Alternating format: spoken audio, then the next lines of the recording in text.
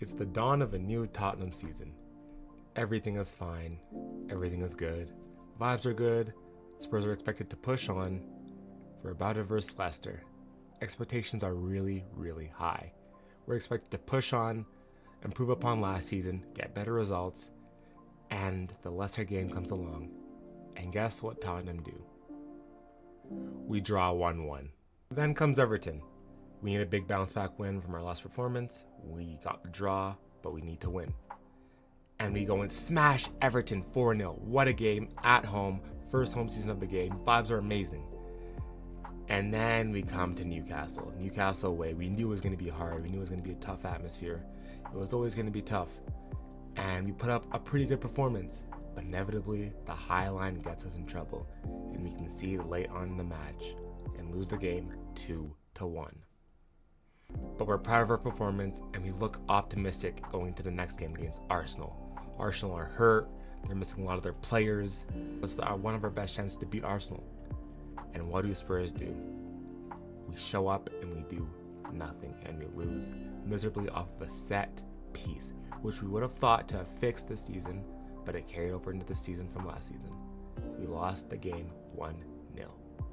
Spurs fans are upset. We're off to a pretty shaky start to the season. It's not looking too good.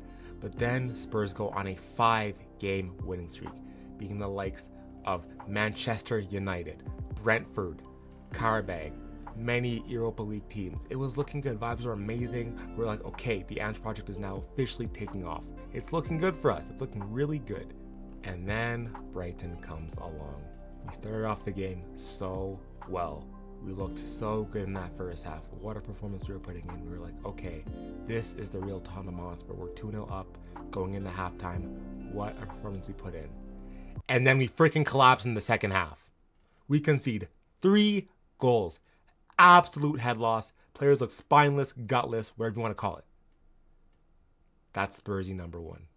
Now people calm down from that loss. That looked to be a turning point in the Ange project. Vibes were not as great, but we held our heads high and we decided, okay, this is the time that we push on and we're going to do better. And then we go and smash West Ham 4-1 at the Tottenham Hotspur Stadium. What a performance. The vibes were insane. We were like, okay, it was just a blip in the system and Spurs will push on, right? Right? And this was backed up by a win against AZ Alkmaar in the Europa League. So we were like, okay, this is for real. Right? Then Tottenham proceeded to go and lose to Crystal Palace 1-0. 1-0. Mind you, going to this game, Crystal Palace was winless. Winless. And Tottenham went to the ground and lost to them 1-0.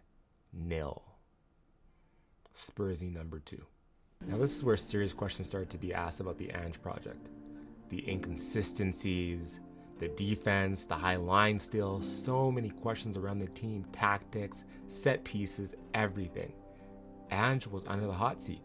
Then came along Manchester City in the Carabao Cup. The odds were stacked against us. While City put out their B team, the odds were still super stacked against Tottenham. It wasn't looking good. We were like, shoot, like we draw Man City in the Carabao Cup draw. Like this is not looking good. But we saw our lineup, we saw the lineup, but we're like, okay, you know what, just give this a go. We usually have pretty decent luck against Manchester City. And what do Spurs do? We actually get a win.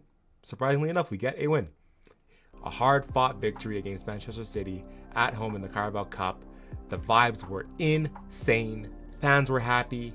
Ange was happy. We were like, oh my gosh, guys, we beat Manchester City in the Carabao Cup. We're moving on. This was massive for the Ange project. It was looking so good at that point. We were all so happy. And it continued on. It genuinely continued on. Aston Villa at home. A huge game. We've had our issues with Aston Villa previously, and they came to our ground and took points from us. They deemed to call it the 3-point lane. And what happened to Aston Villa after they said it was the 3-point lane? They lost to us 4-1. What a smashing from Spurs. Amazing game. Yeah! Richarlison, select it! Yeah! This proved that Spurs were getting serious now, okay?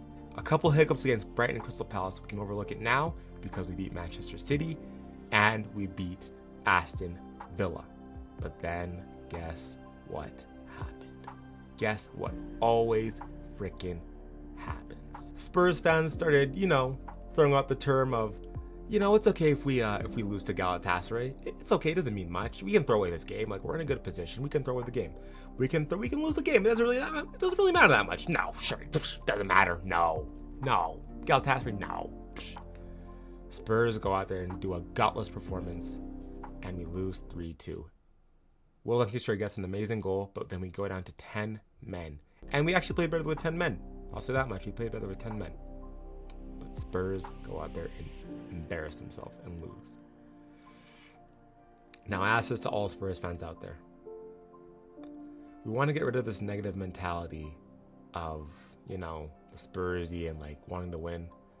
What message does it send to the players if the entire fan base is saying we can just throw away this game or it doesn't really matter that much?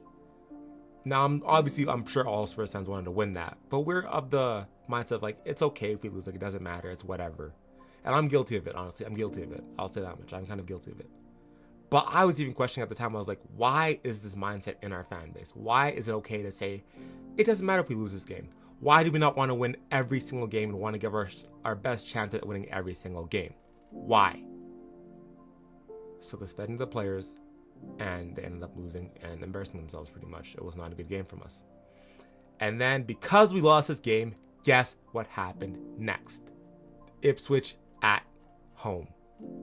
We rotated our players were rested. The emphasis was on this game because we knew what could happen if we won this game. If Tottenham won this game, we could have gone third in the Premier League table. Third. So fans were willing to accept a loss against Galatasaray for the sole fact that if we won the game against Ipswich, we would go third. Not knowing that who we support. So guess what Tottenham decided to do? They decided to stink up the entire pitch and lose to Ipswich 2-1! 2-1! 2-1.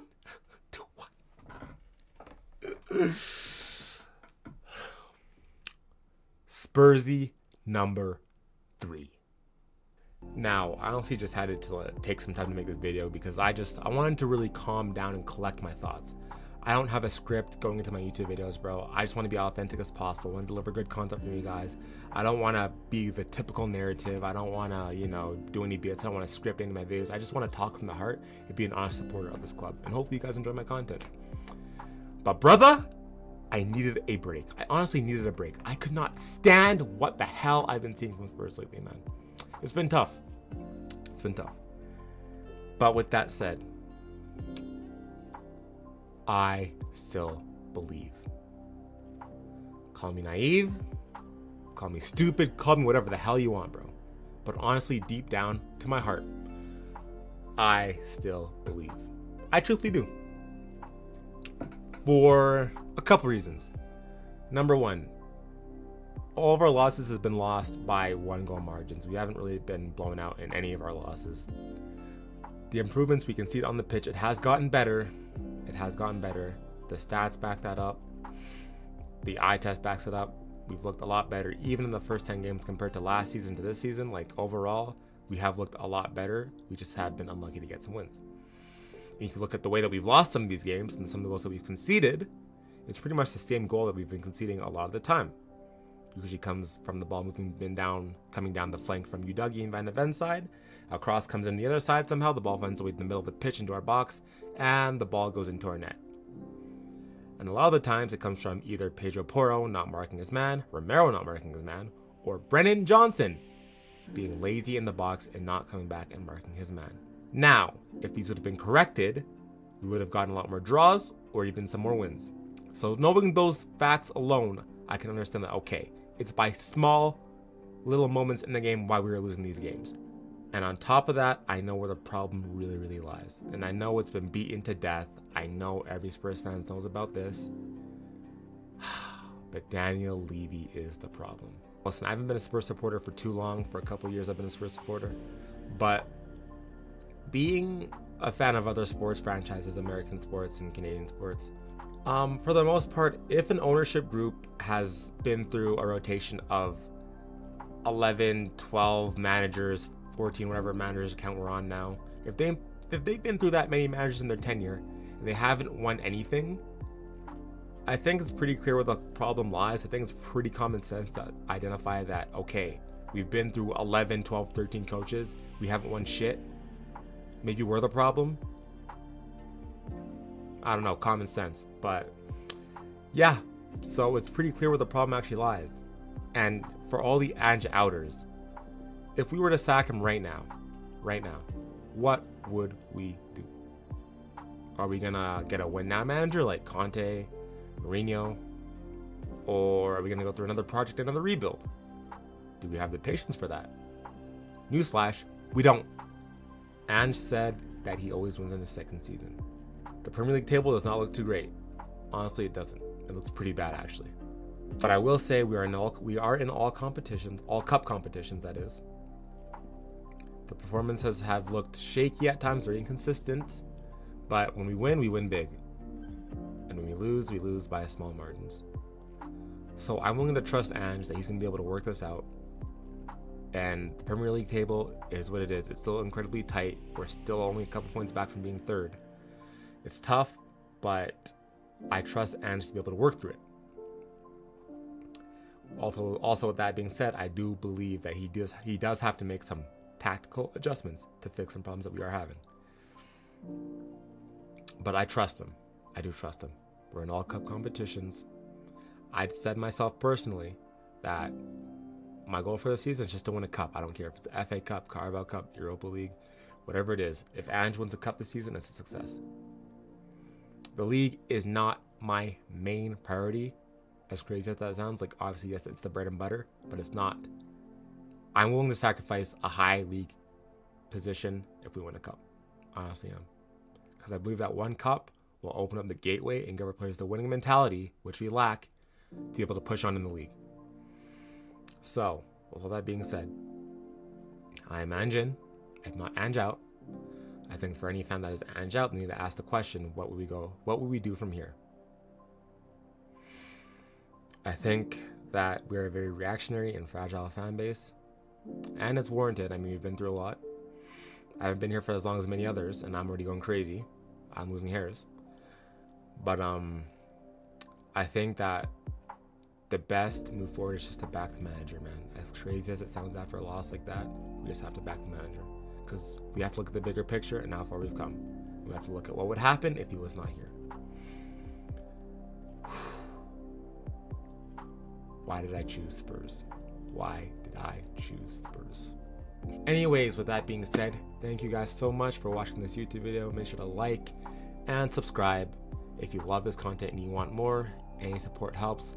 Please make sure to tell a friend to tell a friend. Let me know what you think about my videos in the comment section below, and make sure to follow my Twitter and TikTok if you want to see me go crazy and rant and everything else that has to do with me and Spurs. Thank you so much for watching. Have a good day.